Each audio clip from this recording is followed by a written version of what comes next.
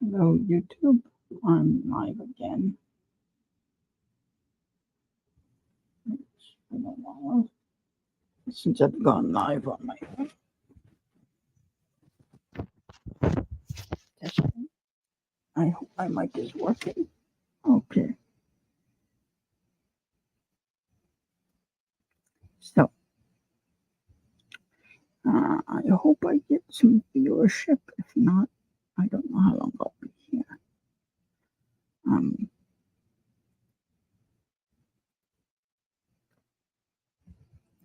so, um,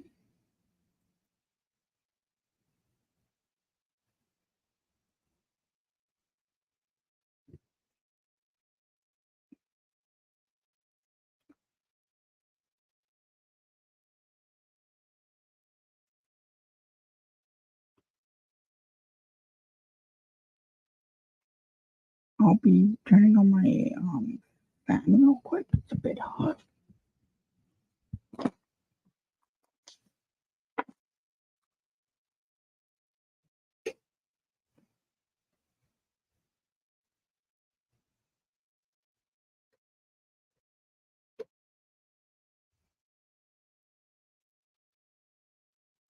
Okay, there we go.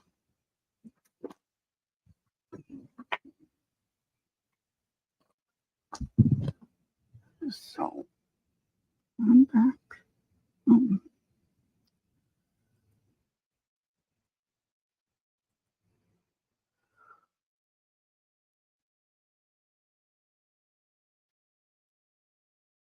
I don't know how long my stream will be, but uh, the link should be in the live chat. I'll double check. Um,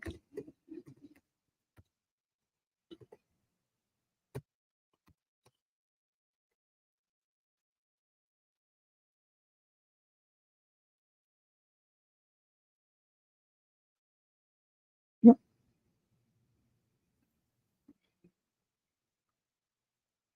Give me a moment. Um, I'm gonna pin this to the. There we go. Okay.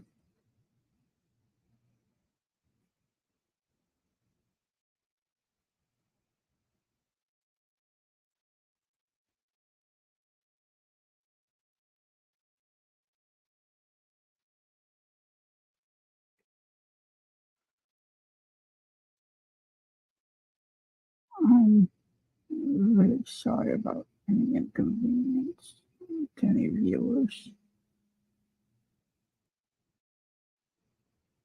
but I don't think anyone's watching right now.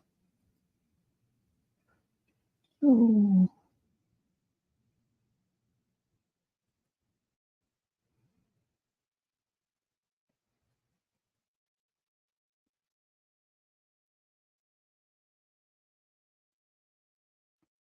okay.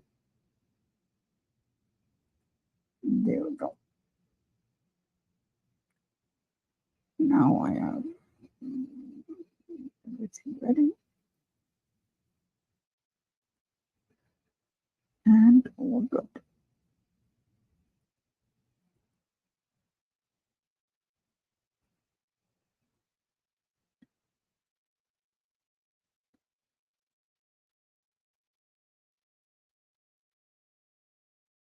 So, yeah, I'm currently live.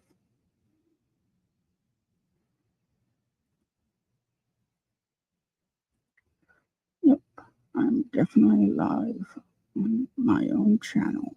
So, um, I'm also right now in another stream that ended, and I'm waiting to see if a friend of mine will join my stream, or if this stream will be ending, or if someone else will join. I don't know.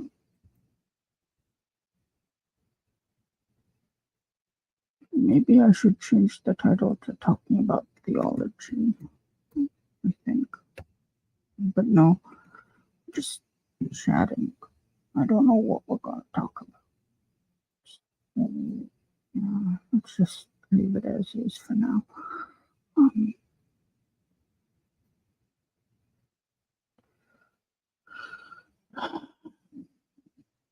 if anyone wants to join, there's the link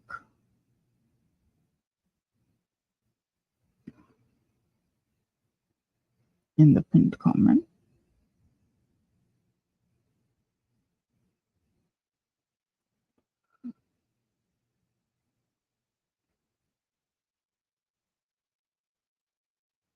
I'll probably be live for another 10-15 minutes.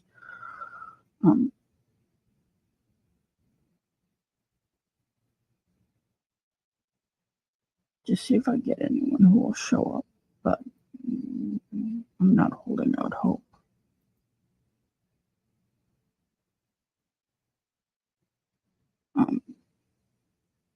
While I wait, I'm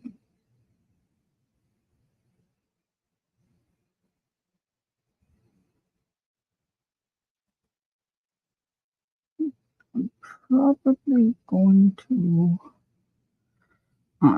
check my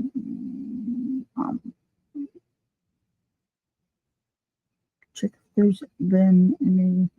What's today? Okay, I have to check on something on Steam very fast.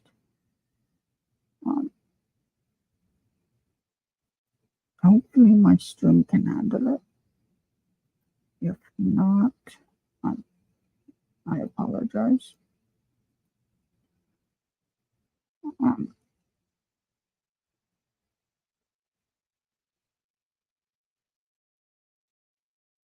I'm probably going to have to, I don't know. I'm just quickly going to check to see if, no thanks, no surveys. I just want to check if there's been any quick updates in Master Duels, Yu-Gi-Oh! Master Duel. If not, no big deal. I'm just checking to see if there's anything new. Probably will be a download of some kind. Yeah, I was right, unfortunately. I don't know if this will mess up my stream. Let's hope not.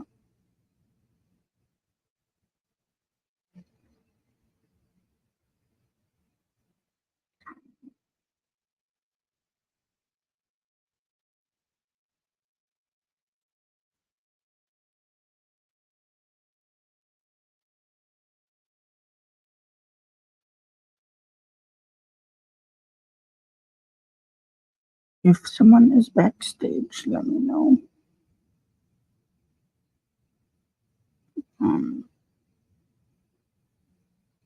Oh wait, I just realized there would be no way to let me know. I'm really not used to this. Oh, wait. That's not good.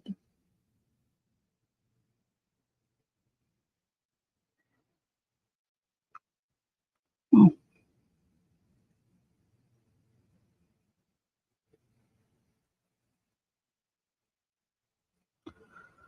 Um,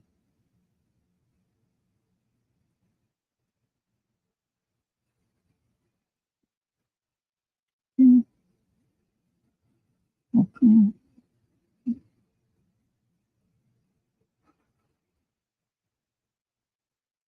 Okay.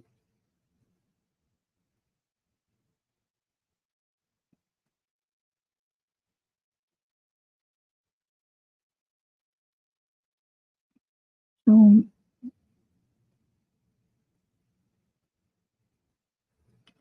um, Okay, yeah, there's nothing in import for me. Yeah, no, it's not important. Mm, no, I don't care about those cards. Um, nope. Hello, hello, welcome back. Um, Tug ended stream, but I went live on my channel. So if you want, there's the link in the side chat, I think. Okay. Okay.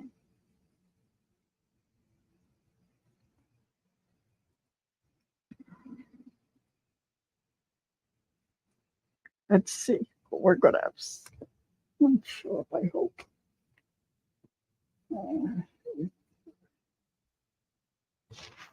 If we're good. If not, it's fine.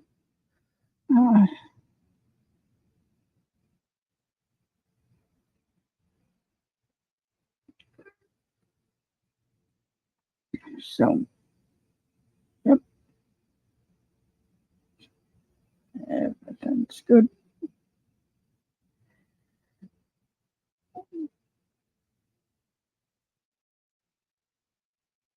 So, I'm not really sure what I'm talking about right now.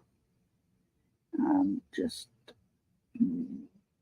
waiting for someone to talk to today.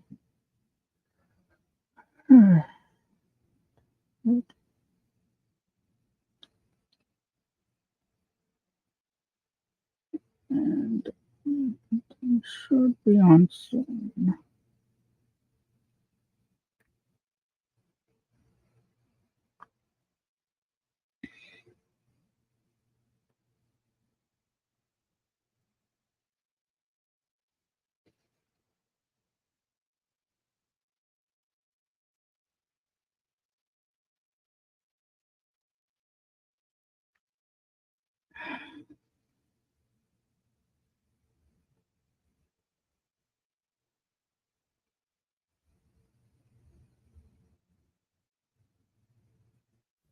Welcome. Hello. How's it going? It's going well. Tug just disappeared on us. Yeah. I was out for about 10 minutes, so yeah, I just wasn't sure what was going on, but yeah, it's fine. Yeah, and I decided, well, Wildheart might come back, so I'll just start a stream. Cool. So I understand what you were getting out with the whole existence thing, but Yeah. it's more a matter of what does someone mean when they say exist.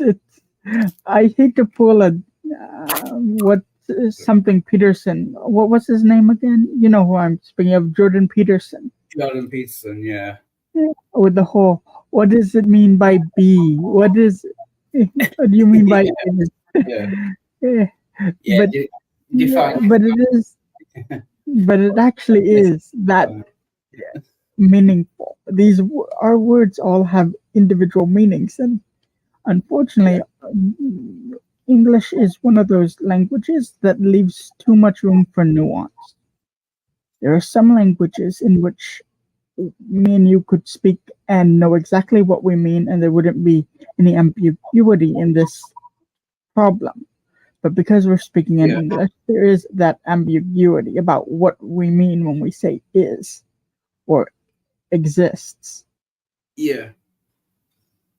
Yeah. And like I said, I understood what you were saying, and I know you're right about like exist having more than one meaning, but I was just saying, like, to make it clear, to make it more clear, you shouldn't use the same word with two different meanings in the Well, same. the meaning of the word exist isn't the thing changing.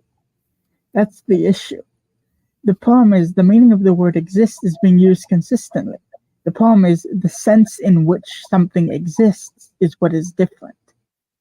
The problem this is why we have different. That's why we have to categorize our words. That's why we have things like adjectives and other words that we can add to make sentences more complete. Because if we're being as plain as possible, can we say Superman exists? In one sense, we can, of course, say he exists. In another sense, he clearly is a fictional character. Yeah, so it's very well with you, Jeff. So the bigger question, I think the better way to put it is, if God does not exist as a literal being, he exists as a fictional character. If I said it like that, we're on the same page. Yeah. But the word "exist" is still being used. Yeah. But you're adding clarification, which is fine. It's just the way you originally said it. It was. Well, it's because I said in a sense, but I'm not explicitly stating what sense I mean. But the reason for that is because there are some fictional characters that, even if they're fictional, they are so much more than just merely fictional characters. Because they take on a life of their own, in the sense that everyone has their idea of this particular version of the idea is concrete enough to be cemented. And the issue we have with the concept of deities is, especially when we're talking about the Abrahamic God, we have a God whose name literally is God, which makes it more confusing. It doesn't help. So maybe I should say Yahweh, but I'm trying to avoid saying that name. Maybe Hashem would be better. But no, then I sound like I'm a Jew. I'm not. So you see my point. Why I'm basically walking on eggshells no matter what I do. So I'm saying God, but we both know which God I mean when I say God. But it's like I say, it's especially tricky with exists, because obviously there's been a debate for like millennia about whether God exists or not, and when people argue about whether God exists, they mean whether he literally exists. Yeah, and also not just that. If you had conceptually exists, it just kind of confuses things. But it doesn't. But it's actually more complicated than that, because you do have ideas. Have you ever heard of the concept of a tulpa? A tulpa, yeah. Isn't that like a made-up imaginary friend? It's more complex than that. If it were being used by a single person, yes, it's just an imaginary friend. But when multiple people all start having the same experience of a tulpa, of a particular tulpa, it takes on a life of its own, in that there have been odd cases where imaginary things have physically affected the world. We have recorded to some degree certain things of this nature. However, the science behind it is always shoddy at best. It's never concrete enough to say this is absolutely what's happening. This is because we can't really explain entirely what's going on, but we know enough that there's something odd going on that's out of the norm. What that is, we can't really explain it. That's where science, because it's not always reproducible, because not every idea will catch on the same way. That's why certain demons seem to be more powerful than others. Some demons that never really existed. Many people give these ideas power, and they take on a life of their own, to the point of which they can actually force people to do things. Yeah, like you said, it's okay. Yeah, but if you said the demons are forcing, I can explain this.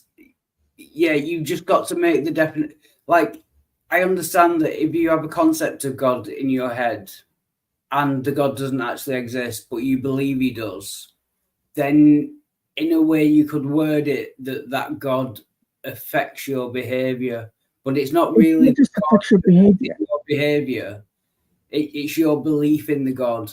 It's all within the mind what is doing the It's not effect. just in the mind, though. That's the problem with a tulpa. A tulpa is more complicated than that, because tulpas have been proven in some cases to be able to do certain things that normal imaginary friends cannot do.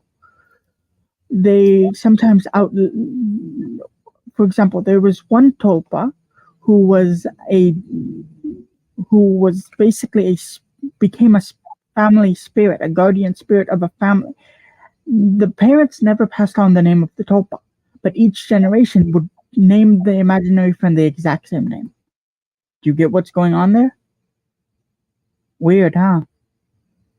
That is weird, yeah. That's a tulpa. But now what happens when a tulpa is viewed by millions of people? It becomes indistinguishable from a real entity, in that it can actually affect people who believe in it. Not in that it can even affect the real world around the people who believe in it, but it wouldn't be perceivable by people who don't necessarily believe in it, because people who don't believe in it will try to rationalize the events, and their rationalization would negate its effect. A tulpa usually does things in ambiguous manners, and we see this a lot of the time with poltergeist, for example. Wait, if I can just get it straight in my head. So a tulpa could start as an imaginary friend that one person made up, but if enough people, are you saying that it would change from an imaginary friend into a real being? Into a real thing. But it's not really, here's where it gets confusing, because it's real in the sense that it can do things on its own, but it is not real in the sense that it has physical being. It's not real. It's kind of like a phantasm, a phantom of sorts. It's there, but it isn't there. It's one of those weird things that, because enough people believe in it, it comes into being. That's why in many more modern fictions about gods, you see the gods get power from people believing in them. Because they're actually drawing inspiration from the idea of tulpas. But you're basically saying that we, like humans, can think things into existence. I don't think yes, they can. They can literally think things. If enough people have a strong enough belief in something, yes, it can affect reality. Reality is weird like that. And that is actually one of the phenomena that's recorded within Judaism, with the whole story of the creation of a golem. Have you heard of golems before? Yeah. Like Lord of the Where a rabbi makes a man out of clay and brings it to life in the same way God does. Yeah, but a similar phenomena. But I don't believe that's true. No, the story itself is an exaggeration of what a tulpa is. It's exaggerating the concept of a tulpa. It's giving a tulpa physical form. And technically speaking, let's say, for example, a tulpa was to be created, and someone then did try to create a physical body. If everyone around the tulpa believed in the tulpa, it is theoretically possible that the tulpa could interact through the object to a degree. Not to the full-blown nature of being able to move around, but that people would perceive it to be moving around. But everyone would perceive. That's what I'm saying. It doesn't exist in that way. Are you saying there's been like scientific studies where if enough people believe in something? Yes, haunted houses are another example. Enough people believe a certain place is haunted. There was never any reason for the house to be haunted. Haunting phenomena start happening there. That kind of phenomena happen all the time. But it's different from people perceiving the tulpa or people perceiving the haunted things in the house. No, because once they start perceiving it as real, Once they start believing it's completely real, that's But when that's it starts. real. When they start believing that it's something is completely real to the point that it can hurt them, a fictional thing can hurt you if you believe it can. That's the scary thing about fiction. But did you say there's been like scientific studies on this? There have been some, but most of mainstream science doesn't want to touch the subject because it sounds crazy. But there have been scientific experiments done on it, but just never by mainstream scientists because, of course, anyone looking into parapsychology gets labeled a quack. But when the actual field of science is called parapsychology. Yeah, I get what you're saying, and I've heard this from other people before. But the thing is, like, if you could bring up a study. So you're saying there have been studies that have demonstrated that tulpas can affect reality if enough people believe it. They can, but the degrees vary.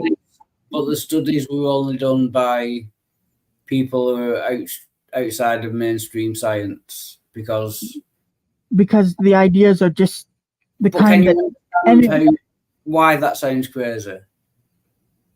I understand why it sounds crazy, and that's actually why many of these people don't want to come forward and put their paperwork into the scientific community because they know that it sounds crazy, even if they had the evidence. It just flies in the face of almost everything people commonly believe that. Yeah, but if they had the evidence, then it wouldn't matter how crazy it sounded. Well, if they actually had the evidence. You underestimate people's ability to reason away evidence. You forget that humans are the best at denying the existence of things, even when evidence is right in their face. For example, evolution.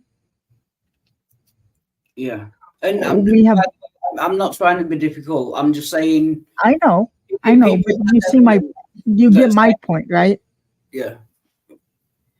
So, but for argument's sake, let's talk hypothetically of a tulpa existing.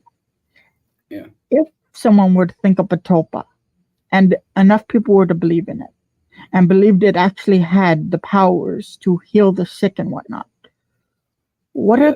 and we know that the human body, when people believe that they will be healed by something, actually then get healed. We know this scientifically as the placebo effect. Placebo, yeah. But it gets even weirder when we start dealing with something like a tulpa, because now we have a actual reason for it to happen, not just a mere, oh, he believed in something that wouldn't have worked. No, now that we have a tulpa that enough people believe in, and it's now starting to do miracles that people weren't even expecting, but that they, on some level, maybe subconsciously, want it to happen. Something that would have been theoretically possible for them to do on their own if they put in enough effort. But they, for whatever reason, they just mentally have a block that prevents them from doing it on their own. Like, for example, a writer who has insane writer's block, but then a muse of some kind inspires them to write. Is that in their head or not? That is a type of tulpa. No, we have a muse. But you get what I'm saying. It's snowballing out of control when we talk about God as a tulpa, isn't it? But the muse wouldn't. I mean, the muse would give them inspiration, but it can get weirder than that, though. It wouldn't make the muse exist. Not in the traditional sense. Not if we're talking about things that exist. If we're talking about binary existence, yes or no, then you're right, it wouldn't exist. The problem is reality is not binary. We're not talking about a binary structure. Reality is quantum. Reality is paradoxical. If reality was binary, humans could not have contradictory beliefs because human minds reflect reality. How can humans hold contradictory beliefs so easily? Think about it. Yeah, not perfectly though. Human minds don't. That's what cognitive Only when the contradictory beliefs are so closely connected that that you understand they're contradictory does your mind say error, error. Until then, you can easily hold contradictory beliefs if you're not looking for contradiction. The moment you're looking for contradiction, you'll find them. Yeah, you can find contradictions within the mind, but contradictions don't exist in reality. Are you sure about that? Yes, that's the definition of a Okay, contradiction. let me ask you a question. Yeah. According to reality, what is a woman? Do you mean female or woman? Because that, You see, well, in English, the word, technically speaking, I guess in modern English you would want to use the word female, but if you're using older forms of English, woman would be the proper word given its actual etymology. But that's neither here nor there. You got what I was saying. Yeah. But you get my point as to why that's confusing. Reality is based on perception. That's the issue. Our reality is based on our perception of it. No, this is where we disagree. Reality is what's real. Our perception of it doesn't affect reality. Okay, let me ask you a question, a very important question. Yeah. Let's say someone pokes you with a needle. Will it hurt? Would it hurt? Normally, yeah.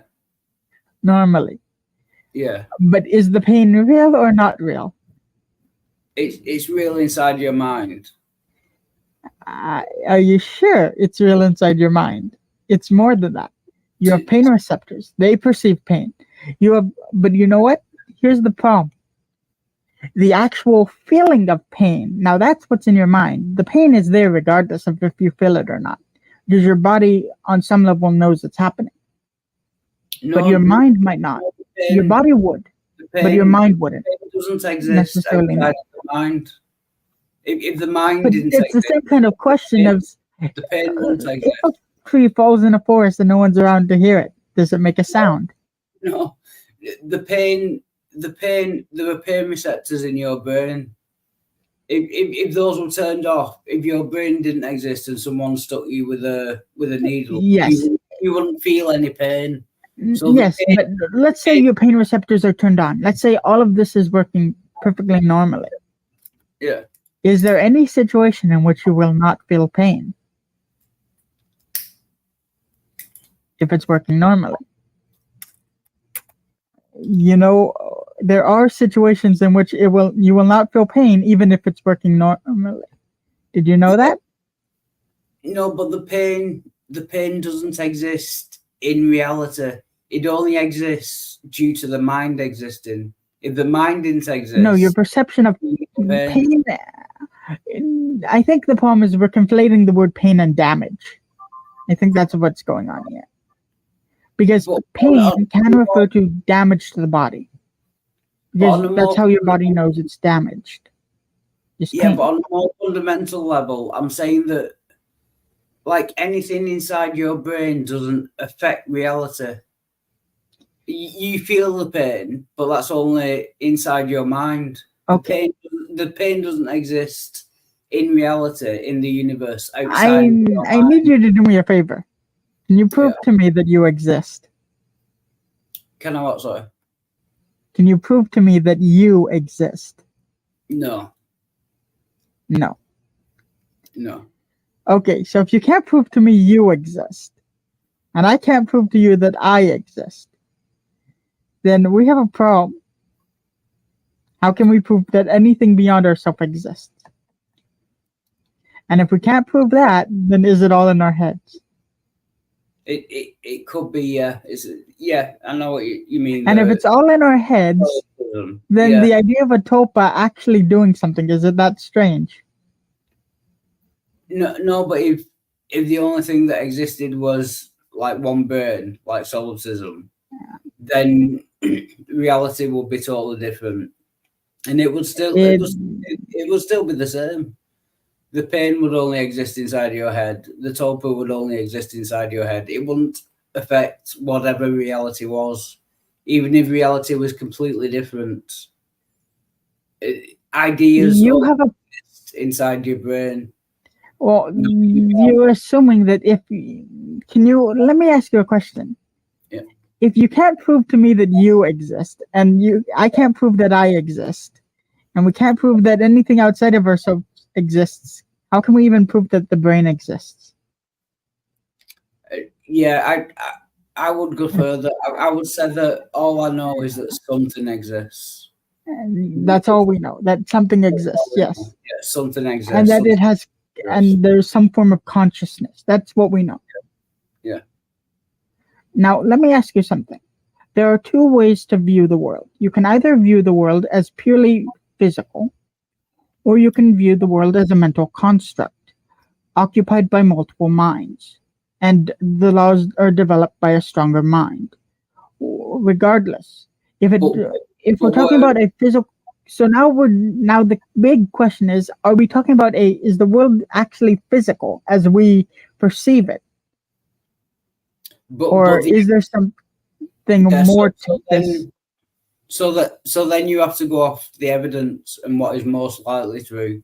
And I would say that what we perceive as being a physical universe is what is more likely. What evidence do you have that the universe or reality is mental, made up of multiple minds? Okay. You would have to give me the evidence that that's true over a physical reality. The extremely precise laws of the universe are one thing, but let's not even go there. There's another very impressive thing that's going on with the universe that I would argue that it might not be one or the other. It might actually be both. I think that reality could possibly be a construct of both matter and mentality. And that might be because if you actually look at the math for the E equals mc squared, you know that formula? It actually suggests something very interesting. Energy and matter can be equated to one another. Yeah. And you know why that's so interesting? Minds produce energy. Yeah, but everything. So a tulpa, technically speaking, so it is technically possible, theoretically speaking at least, for a tulpa to exist. We have a theoretical framework for it to exist already. But you can't say the brain produces energy because the sun produces energy. Would you say that the sun can produce a tulpa because it produces energy? Well, in theory, it probably could, and that's probably where we get the idea of sun gods from. It's a result of the energy of the sun and humans coming up with explanations, and ultimately, the problem is we're at a situation where a tulpa would basically be a god of the gaps. No, but what you're saying is, right, a sun is made of energy or produces energy. Yes, but it's not the same kind of energy as the human mind. It's not cognitive. But you just said a sun could produce a tulpa. It could, in theory. Isn't a mind or cognitive abilities necessary to create a tulpa? In theory, you would be right. However, that's assuming that the universe does not have some form of internal consciousness. But there has been debate since the beginning of science whether the world was in some way alive or not. That has been a constant debate. The universe might very well be alive, and that's a debate that science has been having for centuries. Yeah, but millennia even. Whether the universe is alive or not, can we both agree that a sun, a star, has no cognitive abilities or the ability to think in any way, shape? Even if the entire universe can think, that doesn't mean that an individual star can think. You have to remember that when I'm talking about tulpas, in the context of the sun creating a tulpa, we would then be going into the sense of animism. It's it's the oldest religion on the planet. Yeah. And so, can the sun create a tulpa? Directly? I don't think so. Indirectly? Due to the way conscious beings would perceive it, that's the issue with the sun. You get where I'm coming from now. Yeah, that's where we're gonna. Yeah. Everything hinges on consciousness. Yeah, you're using exist. But let me ask you something. If there's no humans to reason, does anything matter? But you're using exist like if minds conceive of it, then it exists. That's not what I mean by exist. I know. That's the problem. Me and you mean something different when we say exist. We both know what I mean when I say exist. And we both know what you mean when you say exist, but we don't mean the same thing. Yeah. And I get that's jarring, but unfortunately, English is that nuanced that it's very difficult, especially when we're dealing with an abstract concept like a tulpa, which is yet isn't. It's similar to a phantom because unlike a ghost, a phantom never actually existed, and yet they sometimes haunt people, or you get the idea of why I'm using a phantom rather than saying ghost. There's a reason for that. So what's the difference between a phantom and a ghost? Well, a ghost traditionally is the soul of a dead person. A phantom it starts as a figment of the imagination, but it takes on substance over time. That's what a tulpa is. A tulpa and a phantom are just synonyms. One is a much older word. Phantom is actually comes from Latin, and it comes into Latin from Greek. But that's besides the point. The word phantom basically refers to something that's imaginary that starts to affect reality in some way, whether it's a direct effect on reality or indirect. Yeah, I don't think we're ever going to agree. I don't think you can bring anything into reality just by thinking about it, no matter how many people. So okay. I think we're just going to go round and round. Well, let me ask you a question then. Yeah. Whether or not we can agree that it can physically interact with the world directly, we can both agree that these kind of beings or ideas, concepts, can interact with the physical world indirectly, right? Through human beings, like through human beings, or through human interpretation of other things. Yes. Yeah, like if you had a concept or something, if you had an idea and that changed your behavior, then the human, or for example, the human being would change the physical world, but it wouldn't. Yes, or for example, a storm god, for example, who is personified, who's made manifest in storm clouds. A person would say that, and they would see the storm god. But we both know, because of science, that's not a storm god. We know those are clouds, right? Yeah. We both know that. But you have to remember, when you're reading ancient texts, you need to look at them from the point of view of the people writing them. And not in a world where the mind actually does affect reality.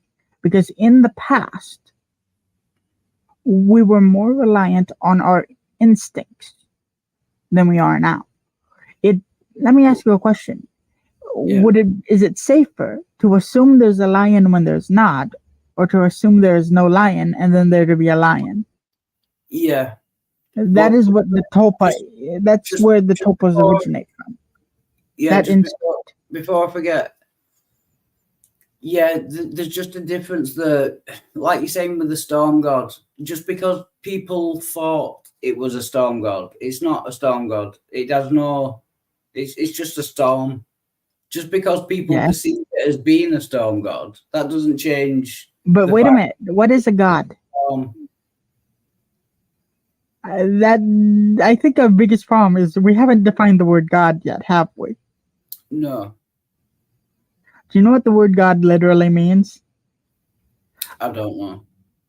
A being or object that is worshipped. Yeah. So, is the cloud a storm god?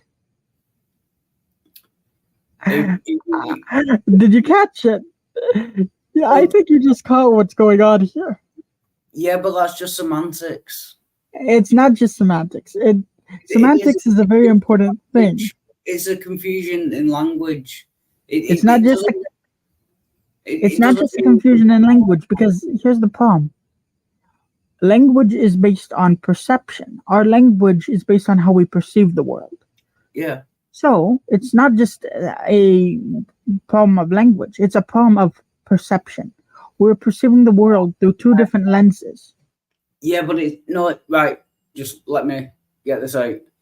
Right, if human beings didn't exist, if no living things existed, but the Earth existed, and there was a storm, it would just be a storm, wouldn't it? Yes, because there's nothing. The perception of humans doesn't Okay, change. let me ask you something. It's just If there was a creator, right, but there was no one to worship it, no one to think about it, would it still be a god? if there was a Even if it's the creator of the universe, if there's no other being to worship it, no other being to define it, is it still God? but again, it's a language thing. If you define It's God not as just a language thing. No, it's If you a definitional thing. This is the very nature of what a god is. A god is a being that is worshipped. that's what I'm saying. I think yeah. the problem is That's a the language issue we're thing. having is You we're define- if you define God as something that needs to be worshipped, I'm saying take the language away, take the words away. If a being existed that created the universe, but there were no it would be minds a to creator. worship it, but there were no minds to worship it, that being would still exist no matter what you called it. Yeah, And it would still exist, but it wouldn't be God. It's like you're using But it wouldn't be God. you're using The human. word God is a human construct. We wouldn't call it, but we We wouldn't call wouldn't call it anything. There would be no one to call it anything. the facts would be the same. There wouldn't be language to describe it. We wouldn't call it a god because we wouldn't exist, minds wouldn't exist, and we wouldn't have a language. It wouldn't call itself God. But the being would still exist. No, would it though? It's all a language thing. Yeah. But would its nature be the same as if we existed? No. The nature of the problem is we're dealing with a nature issue. This is not just a semantical issue. It's a god is a god because Because that's people how we worship it. define it. Yeah, if you define Because God people as worship it. something that So needs worship, So the question and is, there's no does minds God to exist? worship. Even if we knew for a fact the being itself does not exist, God still exists because people worship it. By definition, that is what a god is, something that is worshipped. So definitionally speaking, it exists. Who defines words? It's humans that define words. If you Yes. define God as a being that needs worship and there's no minds to worship it, Then it's not God. It's just a being. It wouldn't be called a god, but the No. being would still exist. Whether you The being would exist, but it would not be a God. Did you catch it? Yeah, we wouldn't So call it God. here's the problem. be a This is where language breaks down. But that's what I'm saying. It's Without like- humans, language breaks down. Without consciousness, language breaks down. All of our concepts of existence and how we perceive the world, science and all of that, depend on us to understand, us to be able to reason. If there's no one to reason, then what's the difference between a creator and a stone? If there's no thought, no consciousness to reason, there Well, isn't a difference. Presumably, the creator would have some thought. I get that, but Well- we're not here to make that statement. We don't know. Are we the creator? Do we know how it thinks? Can we perceive how it thinks? But what I'm saying is, You get my point, though, right? Yeah, I know what you're saying, but I think it's just like I say, it's a language thing and a human. We're at a point where, yes, it is a language thing. We're both agreeing it's a language thing, but it's a very important language thing. Not if you're just thinking about what exists and what doesn't. Human minds don't affect what exists. Something either exists or it doesn't outside of human minds. It doesn't matter. Descriptively, yes, we affect what exists descriptively. Prescriptively, that's another matter. We're talking about, that's the issue. Is your worldview descriptive or prescriptive? Is your worldview objective or subjective? Objective. You see, if your worldview is objective and mine is subjective, can we ever see the same thing and see it the same way?